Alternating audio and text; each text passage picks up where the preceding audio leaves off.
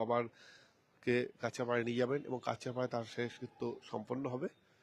এখন বিধানসভা হয়ে সরাসরি কাঁচরাপাড়া যাবেন কিনা এখনো পর্যন্ত তা জানা যায়নি, যদিও মনে করা হচ্ছে যে বিধানসভা থেকেই সরাসরি কাঁচরাপাড়া চলে যেতে পারে মরদেহ।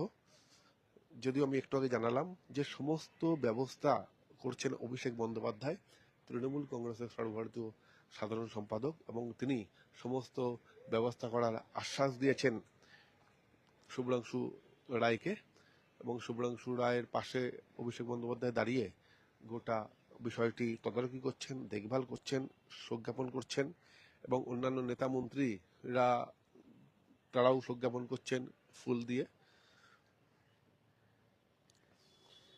যেখানে রীতিমতো শাসক দলের একাধিক নেতা, মন্ত্রী, সাংসদ, বিধায়ক তারা উপস্থিত রয়েছেন এবং মুকুল রায়ের যে মরদেহ, সেই মরদেহে তারা শ্রদ্ধা জানাচ্ছেন এবং প্রত্যেকেই তারা শুভ্রাংশু রায়কে সমবেদনা জানাচ্ছেন।